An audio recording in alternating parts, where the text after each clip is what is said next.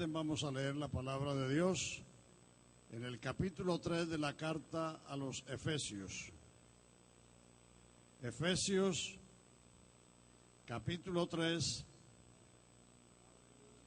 Vamos a leer los primeros 12 versículos. Todos los que tienen su Biblia, úsenla. Efesios, capítulo 3, del 1 al 12, vamos a leer en forma alternada. Por esta causa, yo, Pablo, prisionero de Cristo Jesús, por vosotros los gentiles,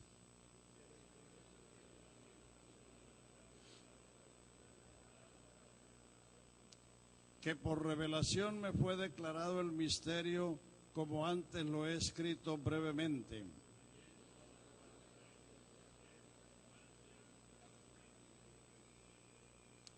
Misterio que en otras generaciones no se dio a conocer a los hijos de los hombres, como ahora es revelado a sus santos apóstoles y profetas por el Espíritu. Que los gentiles son coherederos y miembros del mismo cuerpo y copartícipes de la promesa en Cristo Jesús por medio del Evangelio. Del cual yo fui hecho ministro por el don de la gracia de Dios, que me ha sido dada según la operación de su poder. A mí, que soy menos que el más pequeño de todos los santos, me fue dada esta gracia de anunciar entre los gentiles el evangelio de las inescrutables riquezas de Cristo. Y de aclarar a todos cuál sea la dispensación del misterio escondido desde los siglos en Dios, que creó todas las cosas. Para que la multiforme sabiduría de Dios sea ahora dada a conocer por medio de la Iglesia a los principados y potestades en los lugares celestiales. Conforme al propósito eterno que hizo en Cristo Jesús, Señor nuestro, en quien tenemos seguridad y acceso con confianza por medio de la fe en Él.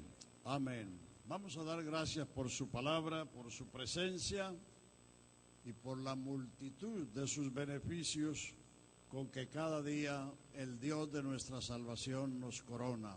Aleluya. Te damos gracias, Padre Santo, este día, Señor, por tu gracia bendita, rica y abundante, Señor. Gracias, Señor, por tu presencia, por tu palabra, Señor. Gracias por tus siervos, por tu pueblo, Señor.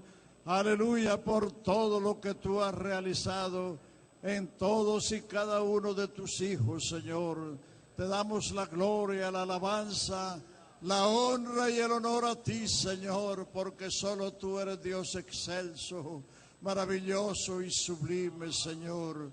Gracias, Señor, en este día te ruego que envíes tu palabra, que envíes tu luz y tu verdad, dando conocimiento a tu pueblo, para que tu pueblo te adore y te alabe y te proclame, Señor. Gracias, Señor, en tu santo nombre. Amén. Amén. Pueden sentarse, hermanos y amigos.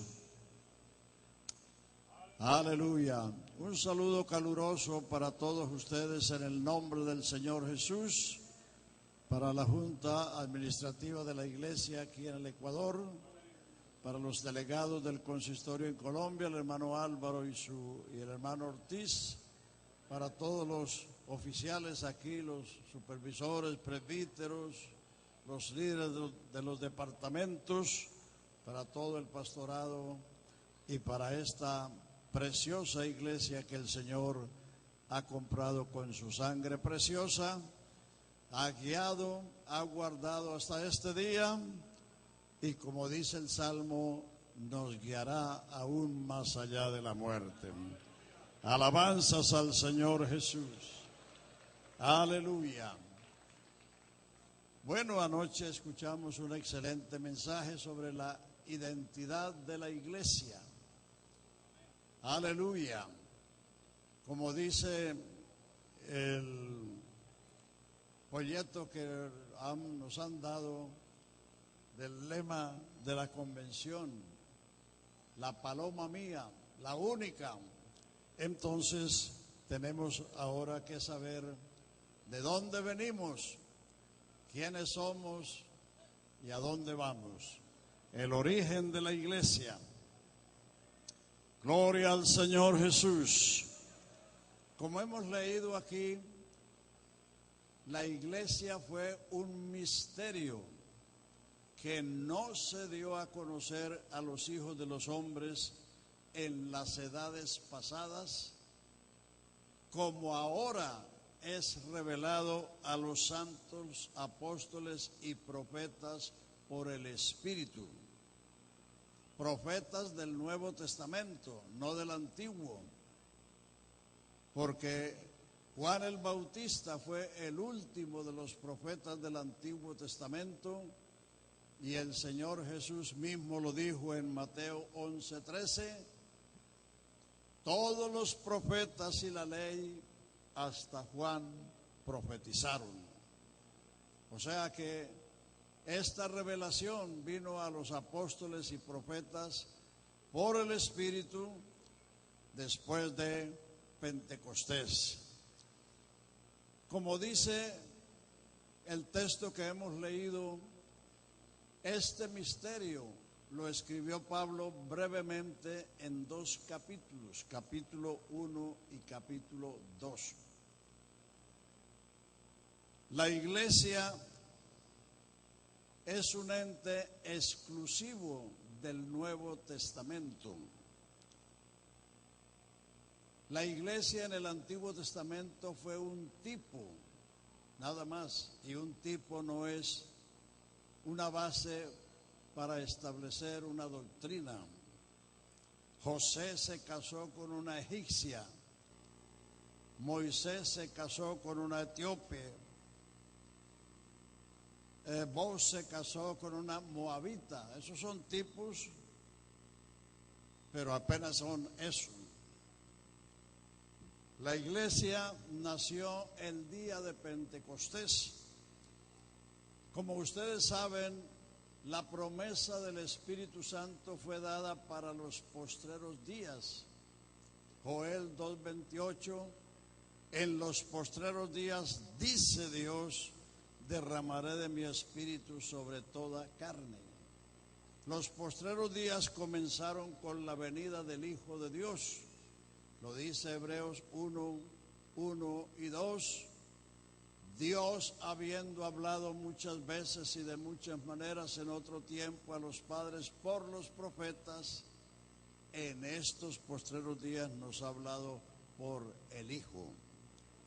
Aleluya. ¿Por qué la promesa del Espíritu Santo fue dada para los postreros días? ¿Y por qué en el Antiguo Testamento nadie, absolutamente nadie recibió el bautismo del Espíritu Santo?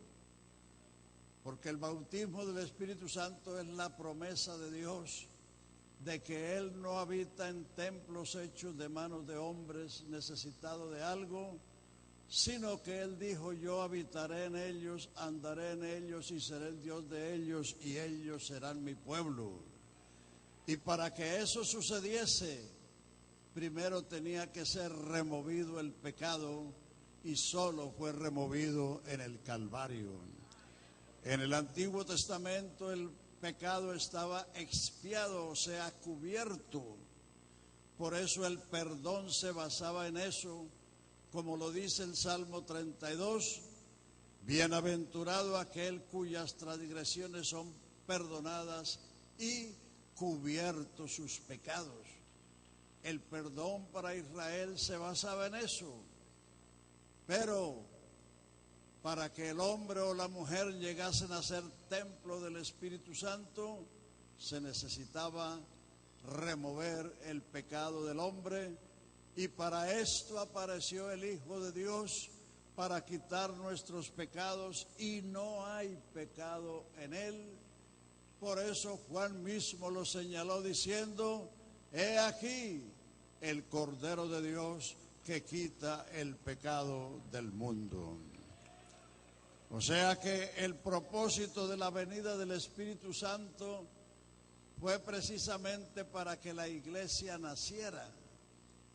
La iglesia nació el día de Pentecostés en la ciudad de Jerusalén, en el aposento alto, con la venida del Espíritu Santo sobre los primeros 120 creyentes, entre los que estaban los 12 y María, la madre de Jesús. Aleluya, aleluya. Por eso la iglesia no se parece a Israel siquiera, mucho menos es Israel. Israel es un pueblo terrenal con promesas terrenales. Desde que Dios lo sacó de Egipto se lo dijo. Éxodo 19, 5 y 6 les dijo allí en las laderas del Sinaí: si vosotros oyereis mi voz, guardareis mi pacto, vosotros seréis mi especial tesoro sobre todos los pueblos de la tierra, porque mía es toda la tierra. Vosotros me seréis un reino de sacerdotes y de gente santa. Entonces, la promesa de Israel era la tierra prometida.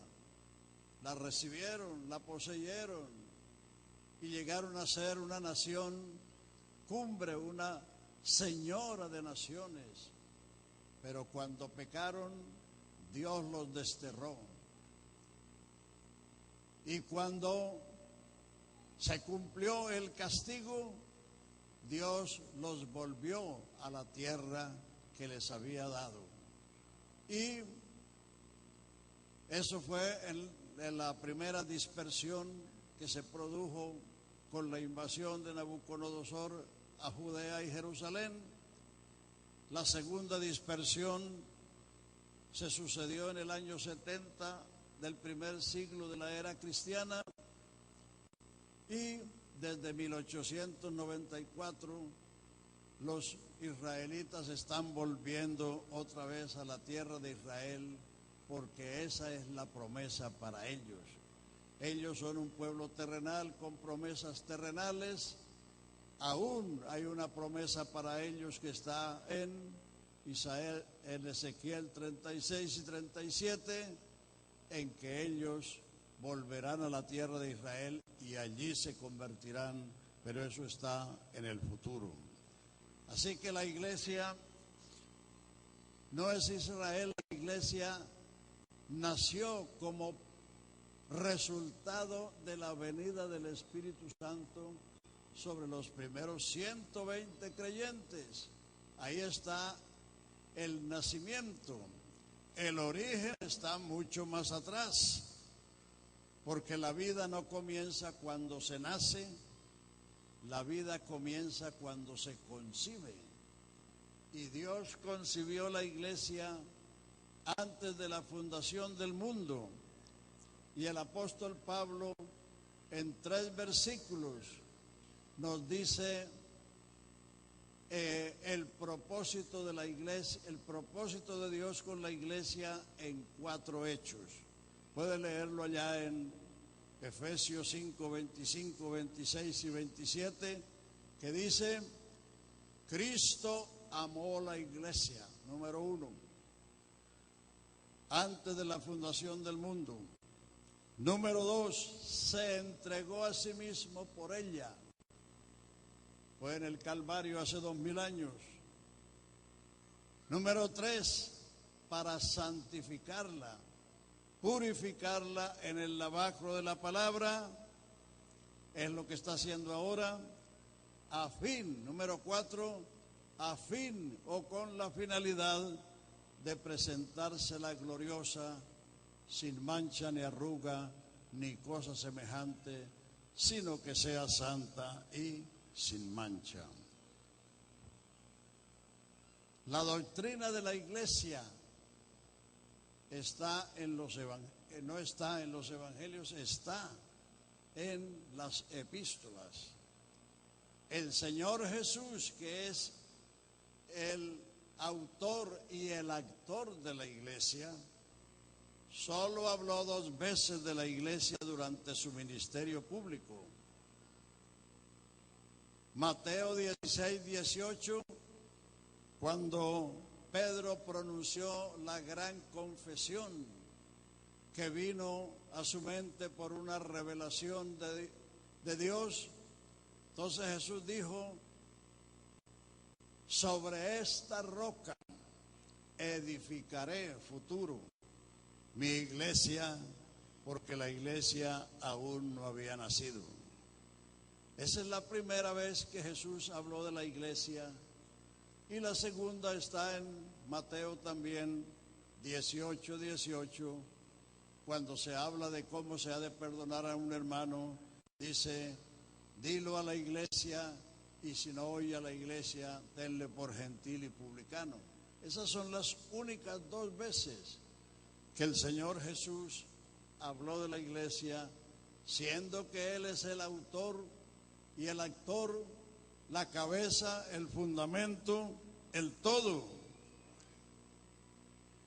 Pero Pablo escribió 13 cartas, y en todas ellas nos habla de la iglesia.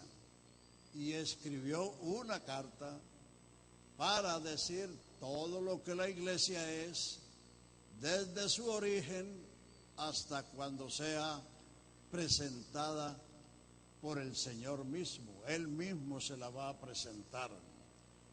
Y esa carta es la carta a los Efesios. Entonces vamos allá. Efesios 1:3.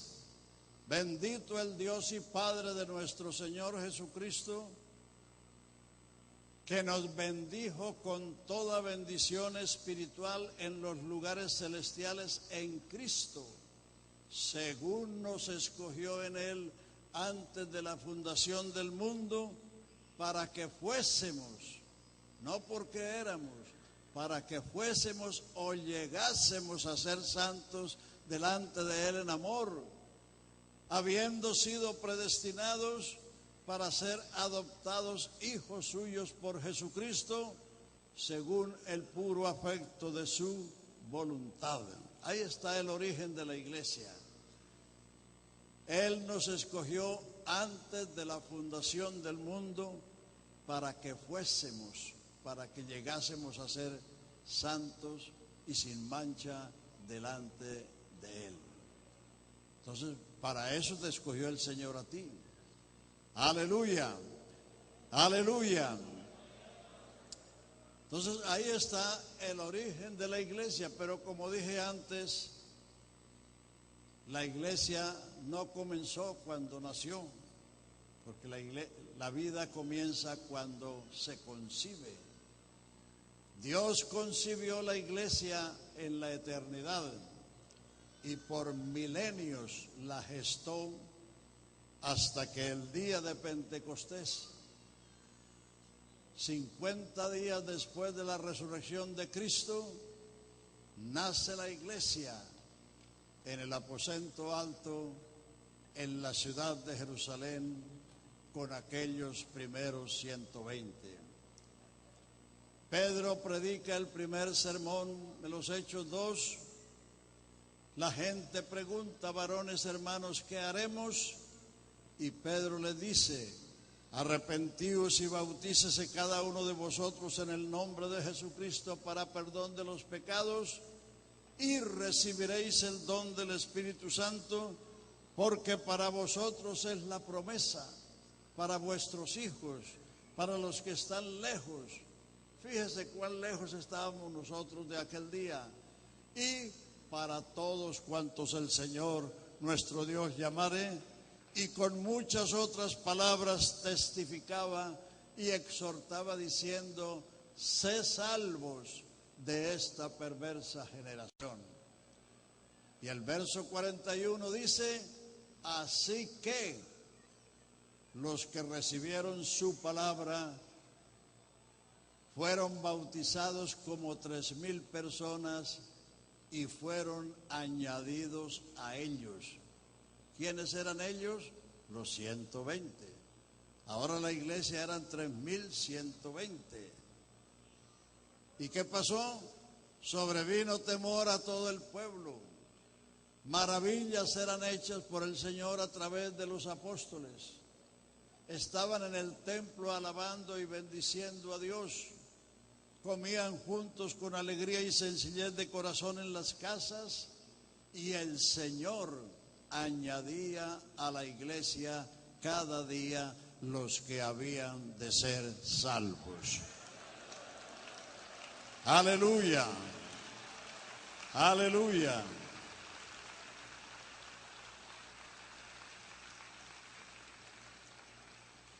Esa es la manera única de ser añadido a la iglesia, obedeciendo lo que el autor de la iglesia mandó. Él dijo: id y predicad el evangelio a toda criatura, y el que creyere el evangelio y fuere bautizado será salvo. Pero hoy, en el mundo religioso y particularmente evangélico, dicen: el que cree será salvo. Omiten el bautismo, cosa que no lo omitió el autor y actor de la salvación. El que creyere y fuere bautizado será salvo.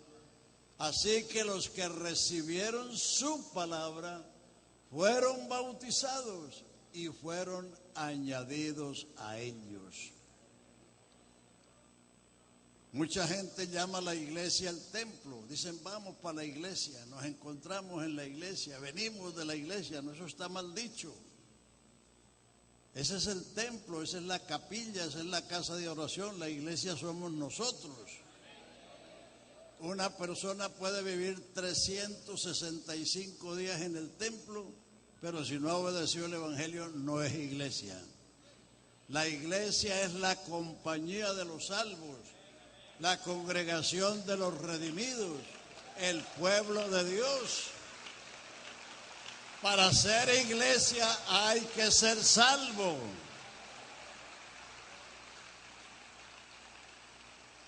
Claro, en las congregaciones le dan una tarjetica para que llene el nombre, la dirección, el teléfono. Eso es para tener una información para poderlo visitar o llamar, etcétera. Pero ese no es que usted ya fue añadido a la iglesia porque levantó la mano, porque pasó adelante. No, señor.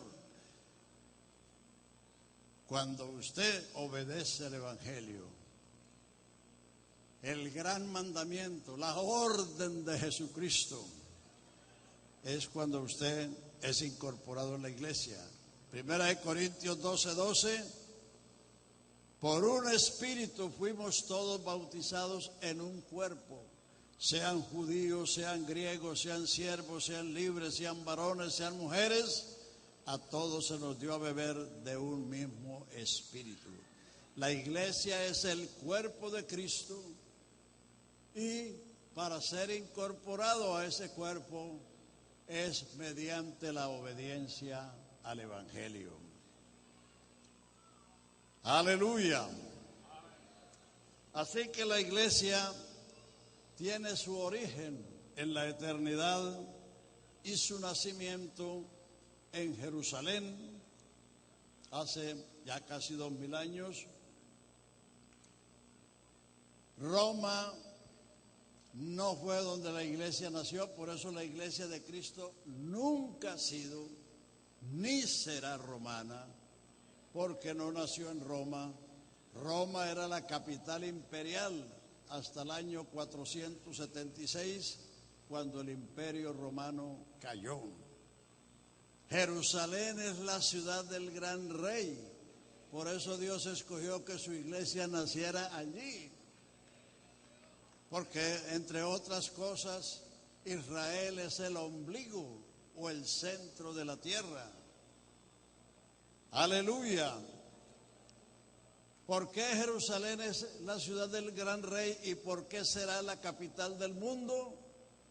Porque allá en Segunda de Crónicas, capítulo 6, versículos 4, 5 y 6, cuando Salomón dedicó el templo, Salomón dice: Señor, tú has cumplido hoy lo que dijiste a mi padre David diciendo: desde el día que saqué de Egipto a mi pueblo Israel, ninguna ciudad he elegido para poner en ella mi nombre, ni a ninguno he elegido para que sea príncipe sobre mi pueblo, mas ahora he elegido a Jerusalén para poner en ella mi nombre, y a David para que sea príncipe sobre mi pueblo.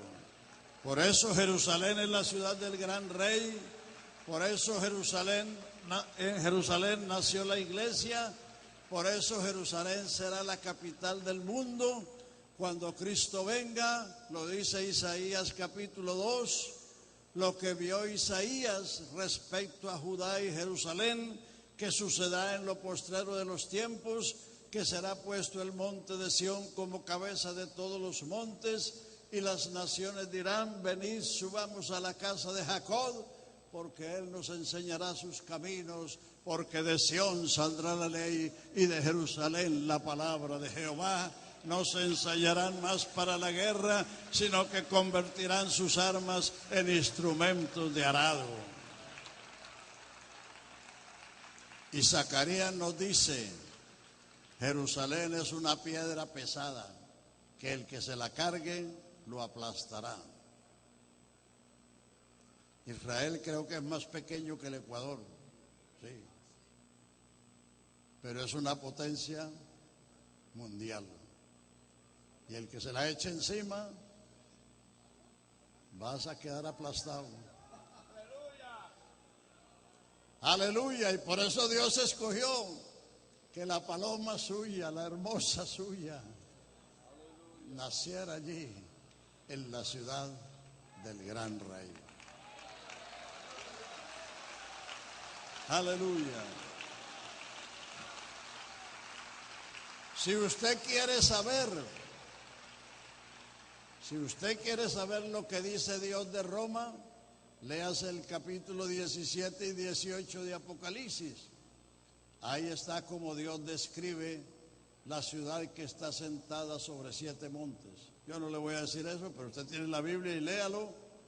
Y si no tiene la Biblia, cómpralo para que la lea y se dé cuenta. Entonces, aleluya. Esta iglesia que nació el día de Pentecostés es la que ha llegado hasta nosotros.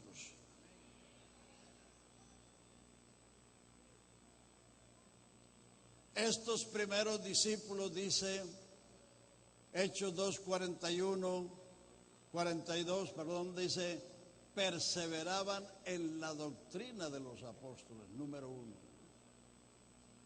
En la comunión unos con otros, número 2. En el partimiento del pan, número 3. Y en las oraciones, número 4.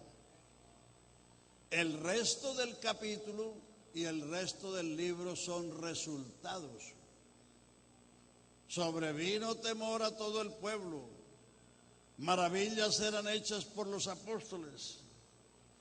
Estaban juntos y comían con alegría y sencillez de corazón. Estaban en el templo alabando a Dios y teniendo gracia con todo el pueblo, y el Señor añadía a la iglesia cada día los que habían de ser salvos. El libro de los Hechos es el modelo de la iglesia. Le voy a enumerar algunas cosas. Número 1, ¿qué predicaron los apóstoles? Ahí está lo que predicaron los apóstoles. Están los sermones de Pedro, de Pablo, de Esteban. Entonces usted lea para que ver qué predicaron los apóstoles, a ver si lo que hoy le predicamos es igual. ¿Qué predicaron los apóstoles? Jesús les había mandado predicar el evangelio, no la ley, ni ninguna otra cosa. Jesús mandó predicar solo el evangelio, creer el evangelio y obedecer el evangelio para ser salvos. Entonces ellos, número 1, predicaron el evangelio. Número 2, ¿cómo se convirtió la gente? Por la predicación del evangelio. No se convirtieron por tertulias, ni por películas, ni por dramas. A los jóvenes les gusta eso.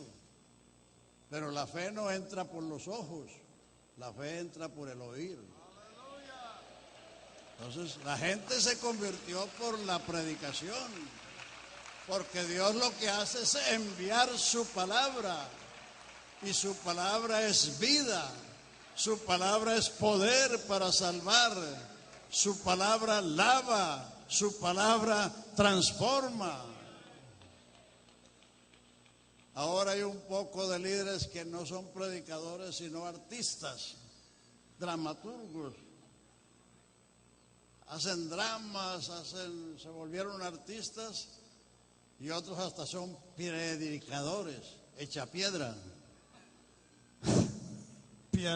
No son predicadores, sino predicadores.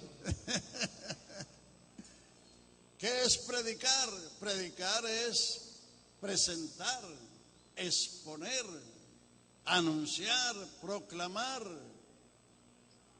Pablo se maravilló de los Gálatas y les dice: oh Gálatas insensatos, ¿quién os fascinó para no obedecer a la verdad, ante cuyos ojos Jesucristo fue descrito entre vosotros como crucificado?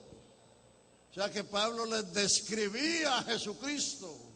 Esa es la predicación, presentar y describir a Jesucristo, porque Él es el autor y el actor de la salvación. A su nombre sea la gloria. Aleluya. Aleluya. ¿Cómo se bautizaron? Se bautizaron todos en el nombre del Señor Jesús o en el nombre de Jesucristo. Ahora han surgido por ahí unos grupillos que dicen que el que está bautizado en el nombre de Jesucristo está mal bautizado porque le falta una S.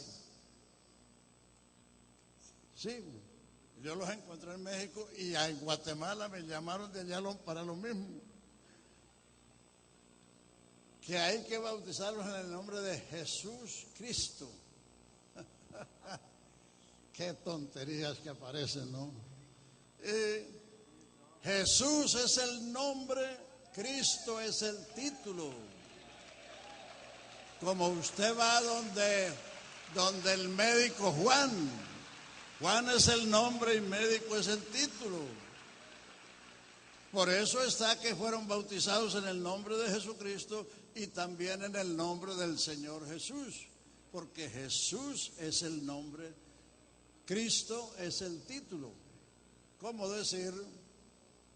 Hermano Álvaro, el presidente de la iglesia. Entonces, presidencia es un título, pero Álvaro es el nombre.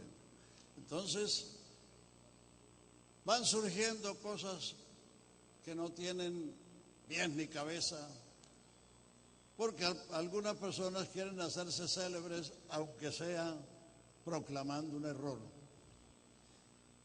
Entonces, fueron bautizados. ¿Cómo recibieron el Espíritu Santo? Hablando en otras lenguas como el Espíritu les daba que hablasen. No fue bailando, ni corriendo, ni brincando, ni nada de esas cosas, no. Estaban todos unánimes allí y de repente vino un estruendo como de un viento recio que llenó toda la casa. Se les aparecieron lenguas repartidas como de fuego. ¿Cómo de fuego? No era fuego. Fueron todos llenos del Espíritu Santo y comenzaron a hablar en otras lenguas como el Espíritu les daba que hablasen. Ya hay movimientos pentecostales degenerados que ya no reciben el Espíritu Santo, sino que se ponen a bailar o a hacer otras cosas y entonces dicen que están bajo la unción del Espíritu Santo. Pero ahí está el modelo. Aleluya. ¿Cómo se formaron las congregaciones? Ahí está en los Hechos 14. Después de que predicaron en las ciudades, constituyeron ancianos en las congregaciones que se habían formado. Los ancianos eran los pastores. ¿Cómo salieron los obreros al ministerio? Ahí en el capítulo 16 está. Llegó Pablo a Listra y había allí un joven llamado Timoteo, hijo de mujer judía, pero de padre griego, del cual daban buen testimonio los hermanos en Listra y en Iconio, y Pablo lo llevó a la obra. Ahí está todo. Entonces, Como decía el hermano anoche, necesitamos tener una identidad y no estar imitando cosas que han aparecido en los últimos tiempos. Claro, ahora hay grupos con miles porque están predicando otra cosa. Están ganando la gente con métodos como los que ya mencioné, tertulias, películas, dramas, etcétera.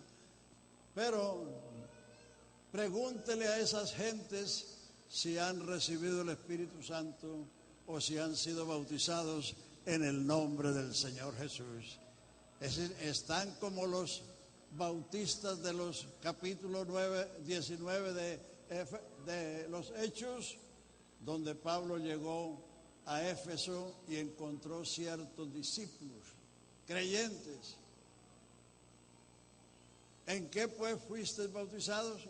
O la pregunta primera fue, ¿recibiste el Espíritu Santo cuando creíste? Ahora algunos se han inventado otra pregunta. ¿Usted ha hablado en lenguas? Esa no es la pregunta. Si Pablo les hubiera hecho esa pregunta, le hubieran dicho, sí, hablamos hebreo y griego. Claro. Pero eso no es la pregunta. Por eso, por hacer malas preguntas, hay malos resultados, malas doctrinas. La pregunta es, ¿recibiste el Espíritu Santo cuando creíste? Porque para hablar en lenguas hay que recibir el Espíritu Santo y no al contrario. No al contrario. Entonces, por hacer mala la pregunta, entonces la gente piensa que hay que hablar en lenguas para recibir el Espíritu Santo. Las lenguas no son el Espíritu Santo. Las lenguas son la señal visible y audible de que una persona recibió el Espíritu Santo, porque el Espíritu es invisible. Aleluya. ¿Cómo puedo yo saber que una persona recibió el Espíritu Santo si el Espíritu es invisible? Por eso Dios dio una señal visible y audible. Lo mismo sucedió con Juan el Bautista, el precursor de Cristo. Él tenía el encargo de bautizar y presentar a Cristo al pueblo. Pero él dijo, yo no lo conocía, porque aunque eran primos, Juan no lo conocía porque Juan fue un hombre del desierto, no de la ciudad. Estaba con las fieras, comía miel silvestre y langostas. Y dice Lucas en su capítulo 3, vino palabra de Dios a Juan en el desierto y él salió por la ribera del Jordán predicando el evangelio del arrepentimiento, el reino de Dios. Entonces Juan no conocía personalmente a su primo, pero Juan dice en su testimonio, según el capítulo 1 del Evangelio de Juan, yo no le conocía, pero el que me mandó a bautizar me dijo, sobre quien veas descender el Espíritu como paloma y que reposa sobre él, ese es el que bautiza con el Espíritu Santo. Yo le vi y he dado testimonio que este es el Hijo de Dios. Aleluya. Entonces, el Espíritu Santo no es una paloma, sino que la paloma fue una señal visible para que Juan identificara a Jesús. Y cuando él vio la señal, lo extendió su mano diciendo, he aquí el Cordero de Dios que quita el pecado del mundo. He aquí el Hijo de Dios. Esas son unas palabras grandiosas. Juan, como israelita, sabía que desde el Edén hasta ahora millares, si no millones de corderos y becerros habían sido inmolados en los altares, pero todos ellos eran el Cordero del Hombre. ¿Cuál era la razón de todos esos carneros y becerros? Dios le enseñó al hombre desde Adán que la paga del pecado es la muerte. Entonces, cuando un hombre venía al santuario, no podía venir con las manos vacías. Tenía que traer desde un becerro o hasta una tórtola si era muy pobre. Con eso estaba diciendo: soy un pecador que merezco la muerte, pero aquí traigo mi sustituto para que muriera en su lugar, para que el culpable no muriera. Pero ahora Juan dice: he aquí el Cordero de Dios, no del hombre, el Cordero de Dios, el Cordero de Dios que quita el pecado del mundo. Aleluya. Y por eso Él es el que bautiza con el Espíritu Santo.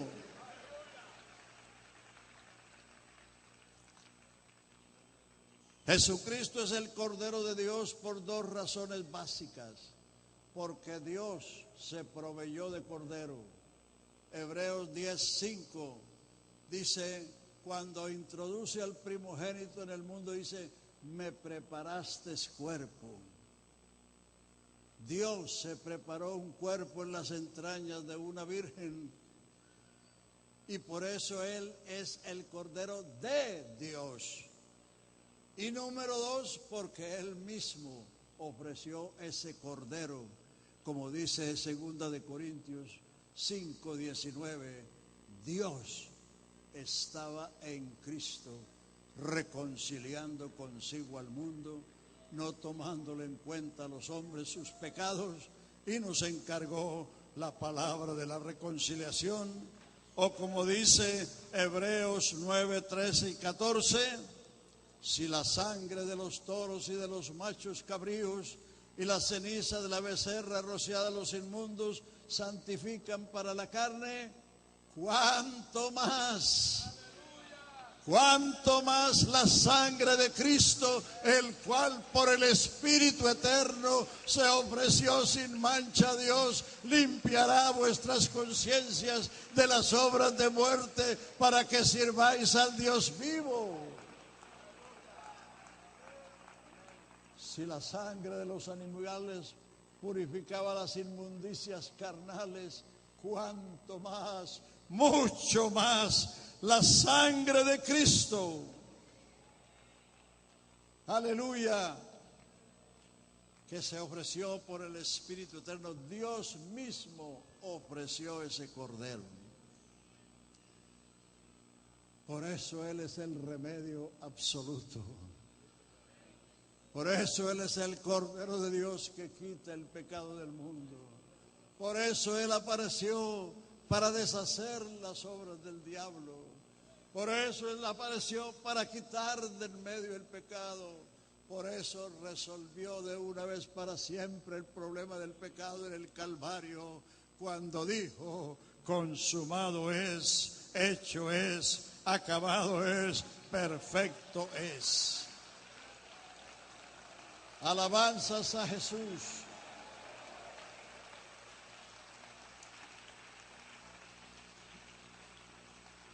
¿Por qué la iglesia debe tener su identidad y debe confesarla y no permitir que otras cosas la sustituyan? ¿Por qué los primeros discípulos perseveraban en la doctrina de los apóstoles? Porque la doctrina es para la iglesia lo que es el esqueleto para el cuerpo. Si no tuviéramos esqueleto, no tendríamos forma, no tendríamos figura, ni tampoco podríamos movernos. El esqueleto es la estructura del cuerpo. La iglesia, la doctrina es la estructura de la iglesia, lo que enraiza, lo que fundamenta, lo que establece, lo que afirma. Romanos 6:17 dice: aunque fuisteis esclavos del pecado, ahora habéis obedecido a aquella forma de doctrina a la cual fuisteis entregados. La doctrina es un molde, es una forma que nos da un carácter, nos da una personalidad. Y como bien dijo el predicador anoche, esa personalidad trasciende, se ve. Yo creo en un poder que sí se ve. Algunos cantan que no se ve, pero yo creo en un poder que sí se ve y que sí se toca. Véalo. Hombre, decir que creemos en un poder que no se ve, vea los cielos, vea toda esa multitud de redimidos. Cambia el asunto. Yo creo en un poder que sí se ve y sí se toca. Aleluya. Entonces la doctrina es lo que estructura, lo que afirma. Por eso no se puede dejar la doctrina y dejar entrar toda esa clase de cosas que hoy aparecen o que hay tantos otros que tienen. Los conciertos no los inventó la iglesia, los inventó el mundo, pero la iglesia quiere traerlos. Eso no es de la iglesia, eso es del mundo. Los conciertos es una exhibición de talentos musicales y de canto. Eso es lo que es un concierto. Eso no es un culto. Por eso es que no necesitamos esas luces, porque esto no es un espectáculo, sino que esto es un encuentro para darle gloria al que nos salvó. Esto es un encuentro para proclamar su nombre y su salvación. Aleluya.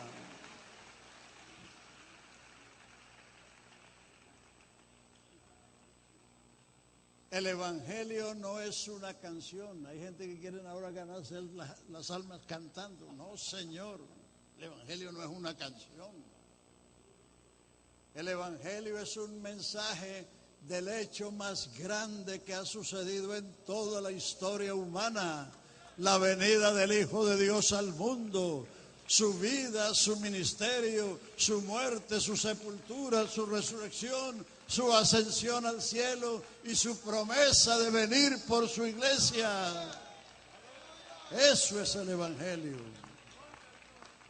Los cantos no salvan, pero los salvos cantan. El que no canta es porque no se sabe el coro o porque no le ha pasado nada. Una de dos. Si usted no canta es porque no se sabe el coro o el himno, y en eso está justificado. Yo no he cantado alguno aquí porque no me lo sé. Pero todo aquel que es salvo tiene una canción, porque aunque el evangelio no es una canción, produce una canción. Alabanzas a Jesús. Alabanzas a Jesús. La doctrina es la que produce la unidad. Los trinitarios dicen, no vamos a predicar doctrina porque eso divide. Están más extraviados que piojo en peluca. La doctrina es la que une. Lea los 7 lazos de la unidad en Efesios 4. Un cuerpo. La iglesia es un cuerpo, no es una nación como Israel, no es una organización, es un cuerpo, es el cuerpo de Cristo. Un espíritu, hay un solo espíritu y la iglesia tiene ese espíritu porque nació del espíritu, vive en el espíritu, anda en el espíritu, predica en el espíritu. Aleluya. Una misma esperanza de vuestra vocación. un Señor, un solo Señor. Jesucristo es el Señor de todos. Una sola fe, un solo bautismo, un solo Dios y Padre de todos, el cual es en todos, por todos y sobre todos. Ahí están los 7 lazos que conforman la unidad y que son las que nos unen, siendo de diversas nacionalidades, culturas, razas, etcétera. Pero el Señor nos ha incorporado en un solo cuerpo, por un espíritu. Fuisteis todos bautizados en un cuerpo, sean judíos, sean griegos, sean siervos, sean libres, sean varones, sean mujeres. A todos se nos dio a beber de un mismo espíritu. Aleluya. Entonces, esa unión es la que produce la comunión. La comunión no se puede imponer. La comunión es resultado de algo. Usted no se sienta en la mesa con extraños. El que se sienta contigo en la mesa es porque tiene algún vínculo. Familia, amigos, compañeros, vecinos, qué sé yo qué. Hay que tener un vínculo. Entonces la comunión es el fruto de la unidad. Sin unidad no hay comunión. Los trinitarios tienen uniformidad. Como en el cuartel hay 1000 soldados con el mismo uniforme, con las mismas botas, con los mismos fusiles. Pero unos están allí porque quieren, otros porque les tocó. No es porque quieren estar ahí. Entonces una cosa es uniformarse uno y otra cosa es tener la unidad. Por eso dice ahí en Efesios 4, solícitos, prestos a guardar la unidad del Espíritu. Se guarda lo que se tiene, se busca lo que no se tiene. Si usted está buscando la unidad, es porque no la tiene, sencillamente. Solícitos en guardar la unidad del Espíritu en el vínculo de la paz. Un cuerpo, un espíritu, una sola esperanza, un solo Señor, una sola fe, un solo bautismo, un solo Dios y Padre de todos, el cual es sobre todos, en todos y por todos. ¿Qué más queremos después de eso? Si ahí está todo. Aleluya. Yo no sé por qué hay gente pentecostal que quiere buscar otras cosas. No creen o no han oído o no han leído lo que dice Pablo: en Él estáis completos, en Él estáis realizados, porque Él es la cabeza de todo principado, potencia, potestad y señorío. Aleluya. Hay que realizar lo que somos, lo que tenemos. Entonces, el partimiento del pan, que es la Santa Cena, es la confesión de la comunión. Primera de Corintios 10:15 dice: como a sensatos os hablo, juzgad lo que digo. La copa de bendición que bendecimos no es la comunión de la sangre de Cristo. El pan que partimos no es la comunión del cuerpo de Cristo. Siendo uno solo el pan, nosotros siendo muchos somos un cuerpo, pues todos participamos de aquel mismo pan. La Santa Cena es la confesión de que los que participamos de ella tenemos comunión con Dios y con su pueblo, porque la sangre de Jesucristo nos ha lavado y nos ha limpiado de todo pecado. Y el pan que partimos no es la comunión del cuerpo de Cristo, porque Él es el único pan y todos participamos de ese pan. A su nombre sea la gloria. Y en las oraciones, mucha gente ora por lo que no tiene, pero hay que orar por lo que tenemos.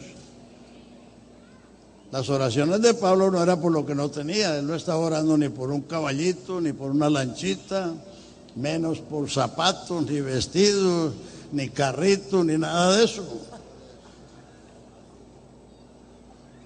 ¿Quiere ver para qué oraba Pablo? Lea ahí en Efesios 1:15. Por esta causa, ¿cuál causa? Lo que somos y lo que tenemos.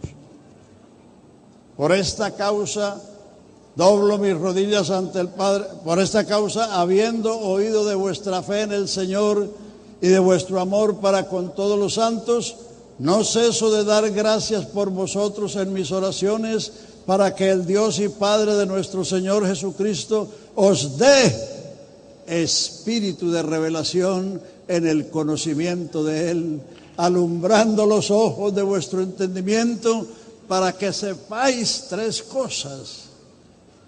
¿Cuál es la esperanza a que Él os ha llamado? Número 1. ¿Cuál es la riqueza de su gloria y de su herencia en los santos? Número 2. ¿Y cuál la supereminente grandeza de poder para con vosotros, para con nosotros los que creemos, según la operación del poder de su fuerza, la cual operó en Cristo, resucitándolo de los muertos, sentándole a su diestra sobre todo imperio, potencia, potestad, señorío, sobre todo nombre que se nombre en este siglo y también en el venidero, y sometió todas las cosas debajo de sus pies y lo dio por cabeza a la iglesia, la cual iglesia es la plenitud de aquel que todo lo llena en todo. Hermanos, estamos enriquecidos. Alabanzas a Jesús. Bendito sea su nombre. Como dije antes, los primeros discípulos perseveraban en eso. 4 cosas: doctrina, comunión, partimiento del pan y oración. Y el resto del libro era resultados. Vuélvase a leer los Hechos. Ojalá se los haya leído 100 veces, vuélvaselos a leer. Porque ahí está lo que el Señor mandó y lo que los apóstoles cumplieron, lo que nos legaron a nosotros. Y luego entonces vinieron las epístolas para explicarnos la doctrina cristiana. Aleluya. En el libro de Cantares hay 3 cuadros de la iglesia. 3:6, perdón. ¿Quién es esta que sube del desierto como columnita de humo, sahumada de incienso? Así como nació la iglesia o como nace en cualquier país, como una columnita de humo, pero perfumada. Porque cuando no se ve nada, solo se ve al Señor por la fe. La alabanza y la adoración es un perfume. ¿Quién es esta que sube del desierto como una columnita de nube? Así fue Ecuador hace 50 años. Pero esos primeros que no tenían lo que ustedes tienen hoy, perfumaron este país con la predicación y con la alabanza. Aleluya.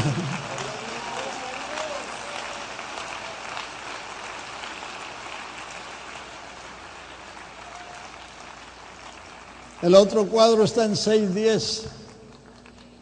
¿Quién es esta? Esclarecida como el sol, hermosa como la luna, imponente como ejércitos en orden. Esa es la iglesia de hoy. Un ejército incontable a lo largo y a lo ancho del mundo. Y el último cuadro está en 8:5. ¿Quién es esta que viene recostada sobre el pecho de su amado? Eso es el día de Cristo, cuando Él aparecerá en las nubes con voz de mando y con trompeta de Dios.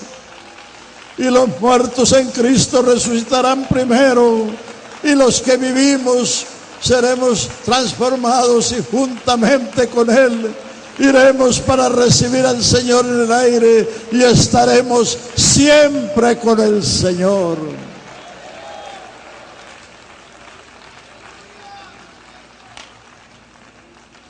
Pero tenemos que guardar ese perfume que el Señor nos dio desde el principio, porque la iglesia que va a subir sobre el pecho del Señor es esa iglesia perfumada con su propia vida. Alabado sea su santo nombre. Alabado sea su santo nombre. Así que no nos dejemos deslumbrar de todas esas cosas que han aparecido. Allá en los Estados Unidos a todos esos teleevangelistas, todo eso se le llama entretenimiento, porque eso es lo que es. No es más nada. Puro entretenimiento. Nosotros no somos entretenedores. Somos predicadores del Evangelio glorioso de Cristo. Así que su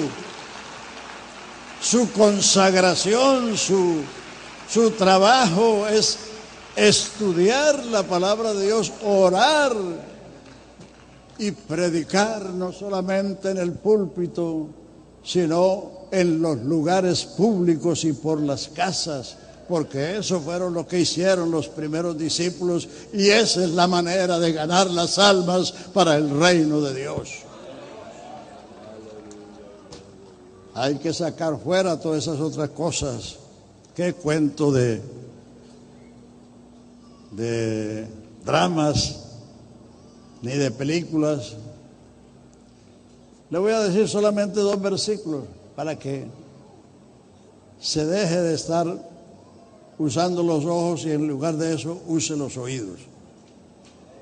Juan 5:24, Jesús dice: de cierto digo, el que oye mi palabra y cree al que me envió, tiene vida eterna.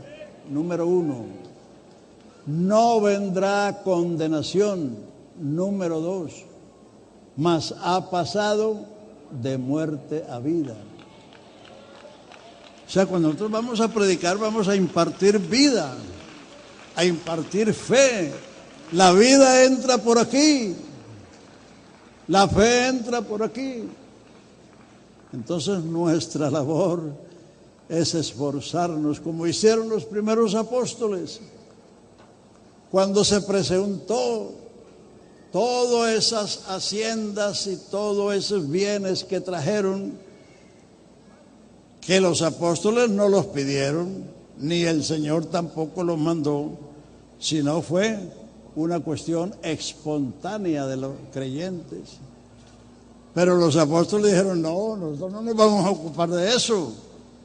No es justo que nosotros dejemos el ministerio de la palabra y de la oración para ocuparnos de estas cosas.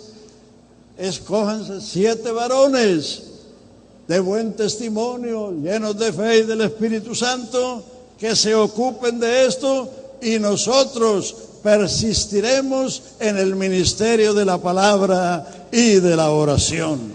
¡Aleluya! La oración nuestra está encaminada a eso, a que Dios nos dé palabras, nos dé gracia, nos dé sabiduría, nos dé visión, nos dé inspiración para proclamar el Evangelio como conviene, con denuedo, como Pablo pedía oración para ello, para hacer notorio el Evangelio de Cristo como conviene. No como esos Zacarías, ahora que hay muchos Zacarías, sacadores de plata, que se toman las promesas de Israel para aplicárselo a la iglesia, pero es para sacar plata. No, a Israel se le dijo que a ellos les daba el poder de hacer dinero y que ellos le prestarían a todos y ellos no tomarían prestado de nadie. ¿Y quién no sabe que ellos son los amos de la economía? En América, en Europa, en todas partes. Porque Dios les dio eso, porque esas son promesas para ellos. Pero ya vimos la promesa para nosotros, que el Señor nos dé espíritu de revelación en el conocimiento de Él, alumbrando los ojos de nuestro entendimiento para que sepamos cuál es la esperanza que Él nos ha llamado, cuál es la riqueza de su gloria y cuál la supereminente grandeza de poder para con nosotros los que creemos. Y si miras la otra oración, la de Efesios 3:14,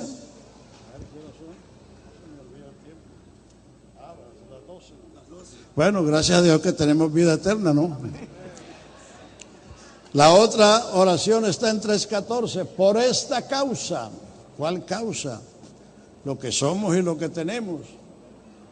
Doblo mis rodillas ante el Padre de nuestro Señor Jesucristo para que os dé el ser fortalecidos con poder en el hombre interior por su Espíritu, para que habite Cristo por la fe en vuestros corazones, a fin de que arraigados y cimentados en amor, seáis plenamente capaces de comprender con todos los santos cuál es la altura, la profundidad, la anchura del amor de Cristo que excede a todo conocimiento, para que seáis llenos de toda la plenitud de Dios.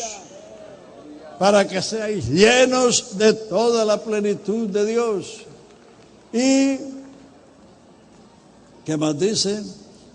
A ver, el versículo último.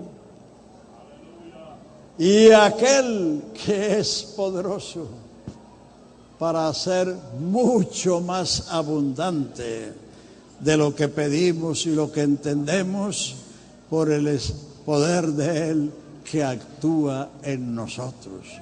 A Él sea gloria en la iglesia. Amén. A Él sea gloria en la iglesia.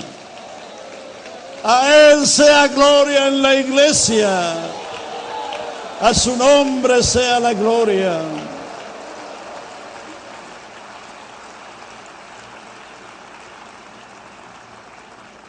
En Cristo Jesús por las edades, por todas las edades. Entonces a esta hora no se levante a pedir, levántese a darle gracias por todo lo que tiene. Ahora, si tú no eres iglesia, si tú no has sido bautizado en el nombre del Señor Jesús, ¿qué es lo que te incorpora en la iglesia? Entonces sí, pídale que su gracia lo llene para que usted pueda ver esta gran salvación. Pero si ya usted es salvo, levántese para darle gracias, para darle gloria por el privilegio que nosotros tenemos. Aleluya. Le digo una más. Ahí paradito les digo una más.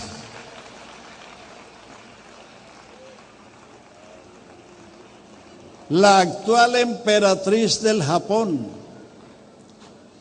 hace 60 años era una plebeya que no tenía nada que ver con la corte real del Japón. El que hoy es emperador era un príncipe en aquel entonces y se enamoró de esa plebeya. Para poderse casar con ella, tuvo que reclutar un número de profesores para que la educaran, la prepararan, para que cuando él se casara con ella no fuera una ignorante y supiera comportarse a la altura de la corte. Eso es lo que hizo Jesucristo. Él vino a los suyos y los suyos no le recibieron. Lo condenaron como un malhechor, como un farsante, como un engañador. Entonces él se enamoró de una plebeya, el mundo gentil. Se enamoró de nosotros, viles pecadores. A su nombre la gloria. Y por eso ha reclutado todos estos hombres. Y estamos en este trabajo de perfeccionar, de educar esta iglesia para que el día que Él aparezca no seamos unos ignorantes ni nos avergoncemos de Él en el día de su venida, sino que Él sea glorificado en sus santos aquel día. Una praise the Lord, aleluya, aleluya, aleluya, aleluya. Oh, santo, santo, santo, santo, santo. Dale gloria al Señor, alabanza a tu nombre. Maravilloso y bendito, maravilloso y bendito. Gracias, Señor. Gracias, Señor, por salvarnos. Gracias por ser tu iglesia. Gracias por ser tus siervos. Gracias por ser tus hijos, Señor. Gracias por todo lo que has hecho, Señor. Aleluya, aleluya, aleluya, aleluya. Gracias, gracias, gracias, gracias, Señor. La praise the Lord, the praise the Lord, the praise the Lord, the Kaiser, the protestera. Aleluya, aleluya, aleluya, aleluya. Alabanzas a su santo nombre, alabanzas a su santo nombre.